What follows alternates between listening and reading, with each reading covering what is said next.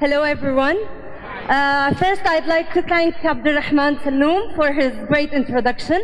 I'd like to thank him for portraying Disney as a successful person because he made my job much easier. First, I'd like to introduce myself to you. My name is Zeina Tarabishi. I'm a graduate of International Relations from the University of Kalamoon, Syria. I've done a graduation project about the relation between Disney as a corporate or as a huge transnational conglomerate, between this company and politics. And today is the first day I speak about this project in public for TEDxOrubaSchool. Today I'll be speaking about this influential company, that inspired me and inspired all of us. It shaped our childhood. I'm not here to destroy the childhood. I was inspired by this company. I was inspired by children. I was motivated by drama, and I did this through politics. 3 different things, and they sound like they have nothing in common. Well, for me, I made them have something in common. I wanted to be an actress. I wanted to have an influence on kids, and I also wanted to be a politician, but how could I join all these things? I used some of the self-improvement lessons we learned today from all the excellent and influential speakers today, and I believed in myself. I believed that this dream just needs a thought outside the box. It needs wiser eyes to see through these cute characters. This project speaks about Disney in general. What are Disney products? It's not just cute characters in movies. We have Disney Studios, which we all know, that produce our movies. We have Disney Channel, we have Disney News, Disney Records, even Disney magazines, Disney stores, Disney magazines, and even institutes. California Art Institute is sponsored by Disney, and this is where all the animators graduate from. Furthermore, we also have what you all know, the Magic Land, a whole new world, as my colleague just mentioned, where all the magic happens. We also have some toys in Disneyland. I wonder if you'd like your kids to play with. We have the Epcot, which is the prototype community of tomorrow. This was made in the early 60s. It produces or it presents or portrays an idea about the tomorrow world, or perhaps in other words, the new world order. We also have a VIP conference room inside a theme park for kids. We wonder, what is that used for? Well, what is that used for? In order to know that, you have to know who is Walt Disney. Walt Disney, as my friend already mentioned, is an innovator.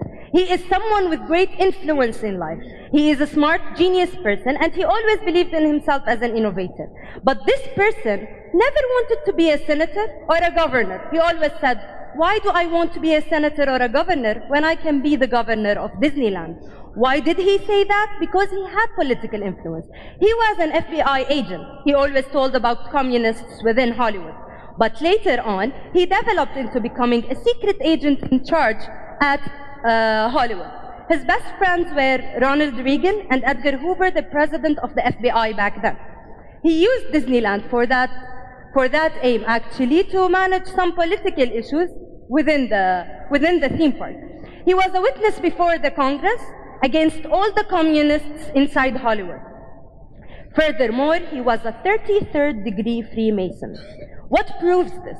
What proves this is this little picture here you can see, the picture that shows us a club inside Disneyland that has an almost invisible door, and it has underground tunnels where only people with membership cards could go inside and have secret meetings, or perhaps just enjoy a cup of tea and some lunch. What also proves that is the political agreement Disney have signed previously. It's called Bread and Circus. What is bread and circus? Bread and circus is a theory invented by Freemasons. It means bread plus circus equals control. How is that joint in what possible way? Well, they're very joint.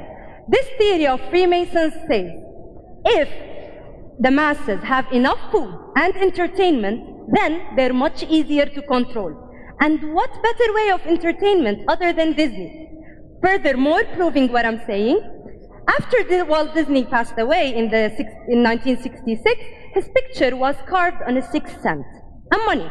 Usually, you don't carve on money pictures of other than presidential or royal figures.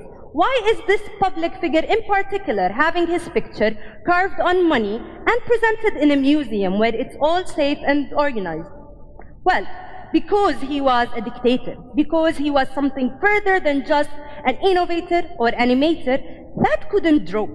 He's an animator. He's the leader of an animation company, which is all based on drawings, and he cannot even draw. He was actually fired from his job because he couldn't draw. He was a high school dropout, and he was a Hitler-like dictator person at his company. One day, these employees had it. That's it. We're no longer working for long hours, low pay, and you eventually sign our pictures with your own name. So we need a union to represent us. So he was actually somehow democratic. He faced them with a crime figure. Who is that crime figure? That crime figure was Willis Morris Bioff. An organized crime figure that all Hollywood depended on. He was very democratic as well. He took all the employees and said, well, honey, you have two choices. You have the machine guns right in your faces. Can you see them? Okay, you want to die or go back to work? What would you choose? I guess you'll go back to work. How was that even further used? It was used in movies. It was used in every single movie at your home. Your kids are watching. He used the weapon called subliminal messages. What are subliminal messages? It's a message that passes through your screen. You can't directly evoke a response to that message. You can say, well, I didn't even see it coming. But what happens is that a few years later, when you're put in that position, you get to respond to that idea or to make a reaction that is equivalent to that message that has been delivered to you when you were watching that movie. He used this tool actually to raise a well-programmed generation, very obedient generation, good boys. But for whom? For you, mommy? For you, daddy? No. Actually to Disney, to the superpower of animation. Disney proves it even furthermore. In the World War II, USA went to war. Who did they take with them? Supposedly the military. Unfortunately, they took with them Disney. And Disney took with them Mickey Mouse, Goofy, and Donald Duck. Goofy and Mickey Mouse were actually busy doing some secret movies. These secret movies costed $72,000 back then. But they were paid for these movies $80,000 for training the military in secret. Meanwhile, Donald Duck was also really busy, but he was actually training the mass media. He was training them to be obedient and pay their taxes. He was training them on the idea of how would life look like under the governance of Hitler and the Nazis. To prove that point, after the attack of Pearl Harbor, the Japanese attack on the USA, a military draft notice reaches the studios of Disney, addressed to Mr. Donald Duck, wondering, what did Mr. Donald Duck do off-screen after he finished shooting his movies? Perhaps he had another job. Of course, Disney used this rumor for its own sake, and they did an episode in Donald Duck that says Goofy gets drafted, or Donald Duck, sorry, gets drafted. I'm talking today about 3 movies. 3 movies, other than the 10 other movies I analyzed in my project. 3 movies that I think are of interest of us Arabs in general. These movies are Aladdin, Beauty and the Beast, and Wall-E. Aladdin has lots of stereotyping. It's the movie that after it was published or it went in theaters, all the Arabic boys were happy. I think you remember yourselves when you were happy, don't you? You were so happy. We are in the Disney movies now. We have our swords, we have our camels. It's the same desert we live in. We didn't live in deserts, come on, people. We haven't lived in deserts back then. What happened is that they did a huge theme of Middle Eastern architecture, Middle Eastern looking people, and even Middle Eastern magic in their own way. We see them stereotyping Muslims. Here you go. You'd better be able to pay for that. Pay? No one steals from my cart. Oh, I'm sorry, sir. I don't have any money. Thief! Oh, please. If you let me go to the palace, I can get some from the Sultan. Do you know what the penalty is for stealing? No, please. Oh, thank you, kind sir. I'm so glad you found it. This is the penalty for stealing. In the Muslim religion, if you steal something, your hands get cut. But isn't it the first pillar of Islam that you are supposed to feed the poor? Are these the Muslims we want our kids to see? Savages, horrible, barbaric people that will cut your hands just for stealing an apple. And for what aim? Feeding it to the poor? Oh my God, how savage you are, people. Seriously. Even worse, the music in this movie. When this movie was first in theaters, it had an introductory song called The Arabian Nights. Again, we're famous, we go on Disney. How was this song going like? It went as follows. You can hear the Arabic music, and please try to be carefully listening to the words.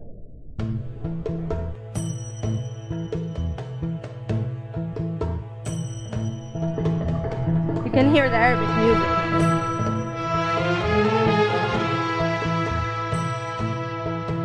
Oh, I come from a land, from a faraway place, where the caravan camels roam, where they cut off your ear if they don't like your face. It's barbaric, but hey, it's home. It's barbaric, but hey, it's home. I mean, we live in it by force, you know that. We cut the ears if we don't like the face. نقطع الآذان إن لم يعجبنا الوجه. These are the Arabs. Of course, everybody went crazy against this song. Everybody pressed, courts were so busy, courtrooms were filled, and the anti-discrimination movement against Arabs in America went also crazy. So Disney was so nice, they were gentlemen, and they changed the song. How lucky we are. Oh, I come from a land, from a faraway place, where the caravan camels roam, where it's flat and immense and the heat is intense. It's barbaric, but hey, it's home. It's still barbaric. And this is what made New York Times write an article saying it's racist, but hey, it's Disney. Even worse, we can see that racism haven't stopped on Arabs alone. It has reached Americans, black Americans certainly, Indians, red Indians, Mexicans, hyenas, Asians, gypsies, different kinds of races, except for the white Americans. What is this company trying to tell us? I think it's trying to tell us lots of things that we'll see further in other movies, such as Beauty and the Beast. Beauty and the Beast, we also see a bad portrayal of Muslims, especially women in veils. Maybe the Arabic woman or the Muslim woman in general. We see feminist abuse. We see a clear gender discrimination, as you can see in this picture, and the veil insult. The veil insult is a very smart subliminal message that passes through really quickly within the movie. And you're going to see videos about that. First, are only the girls the ones that are targeted in this thing? No.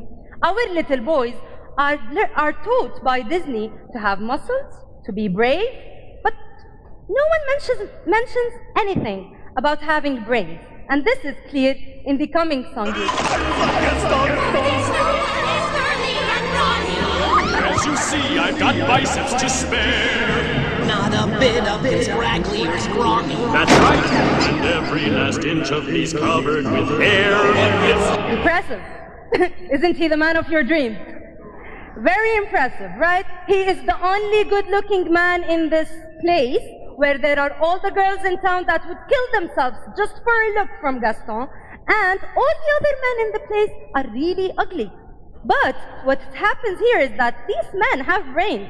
Do you need to be ugly in order to have brains, and vice versa? Worse, he proposes to Belle, and what is Belle's reply? It's as follows. Gaston, his little wife. No, sir, not me. I guarantee it. I want. She puts the veil on while saying his little wife. But she removes it when she says, no, sir, not me. I have much more in this life. She wants to be a reader. She wants to be a smart person because she doesn't want to be any regular housewife that sits at home and rubs his feet. So she doesn't put a veil. I think this is a very clear message. If we just look deeper into this movie back when it was first published in the 20s, 40s, 90s, we would have seen that. This movie is being published over and over again. What about feminist abuse? That hurts! If you'd hold still, it wouldn't hurt as much. Well, if you hadn't have run away, this wouldn't have happened. If you hadn't frightened me, I wouldn't have run away. Well, you shouldn't have been in the West Wing! Well, you should learn to control your temper. Now hold still. This might sting a little. By the way, thank you for saving my life.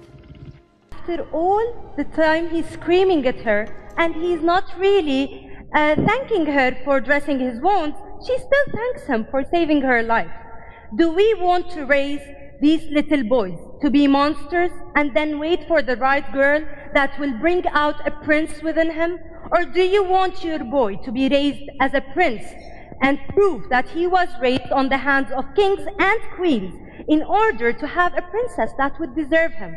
It's not your job as a little girl to bring out Prince Charming from a monster. It's his job to be a prince in the first place. What is worse is Wally.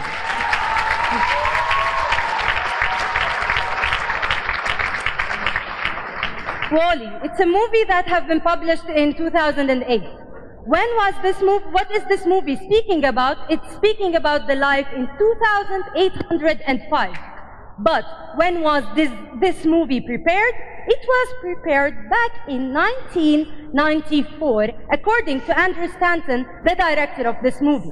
They prepared that movie back then, almost 14 years ago, and before it was published, of course. 14 years ago, they prepared the movie, but they always said, we were waiting for our target audience to be ready. This is a movie that should be watched by adults and kids exactly equally. What does this movie speak about? It speaks about many interesting stuff, such as religion. You can see in this picture, this is the axiom. This is the axiom, the ship where we'll all humankind be living on after the earth has been abandoned and consumed by pollution. Doesn't it look a little bit like the picture available for Noah's Ark? It does. But if you ask Andrew Stanton, he says, well, I wasn't meaning for it to go that way, but it went, so I went along with it. I don't think that was a coincidence, because when asked about the name Eve, which means in Arabic Hawa, he said, I meant the theme to be more like Adam and Eve. I wanted Eve to represent the real Eve and Wally to represent Adam in one way or another. What happened is that Eve drops down from the sky, from another planet, comes down to Wally, who is living alone on Earth, and together with their love, they bring back the human race back to Earth. Interesting, and I think we've heard that story before. Futurism. This movie speaks about our future, or how will we be living later on. I think you already saw how we'll be living later on. You already saw us living through the screens, just working on our Apples, iPads, BlackBerry, Android, all these different machines. Machines rule our life. One day, do you want to be that obese person sitting behind a screen and not even able to depend on themselves, only depending on the machines such as Auto, which accidentally resembles a one-eye symbol, which also happens to be a symbol for Freemasons, and it's leading the whole ship. Steve Jobs, that my friend also mentioned, is a very successful person. This successful person was fired from Disney. Why? Because Disney does not allow geniuses around the studio. And Walt Disney was threatened by the smartness of Steve Jobs. Later on, many years later, Steve Jobs drew Eve, and he drew it exactly like Apple MacBook. You can see it right here. What happened after this movie is that your kids no longer want to go to the theaters. They no longer want to go to Disneyland. All they want is to buy everything that is Apple. Even worse, Steve Jobs died with a share of 49 to 51% of Disney. And he had Pixar, the first animation company that joint ventured with Disney. Pretty interesting. This is my final movie I'm speaking about, and the last thing I want to say. Perhaps many of us we have afraid mothers here, loving fathers, that no longer want their kids to see Disney. But I'm telling you, I'm not here to destroy your Prince Charming. I'm not here to kill your superhero, because I do have dreams of Prince Charming and superheroes. I'm here to give you eyes to see Disney from a further, deeper perspective. I do not want you to boycott Disney, and please do not use this, our always been Arabic way of stopping things. We do not want to boycott Disney, because Disney will not get bankrupt if we boycott it. It's there in our houses in different ways. What you have to do is sit with your children, sit with your students, sit with your little brothers and sisters, and watch Disney and discuss it with them. Give them further awareness, give them a third perspective, gives them something to analyze the movie that they're watching, and please raise them to be thinkers rather than consumers. Think about what I'm giving you. Do not just consume it and say, okay, Disney is evil. Maybe it's not evil. Think about it. Come back and tell me it's not evil and prove it to me. Do the same to Disney. Eventually, thank you for listening and sorry for taking too much of your time.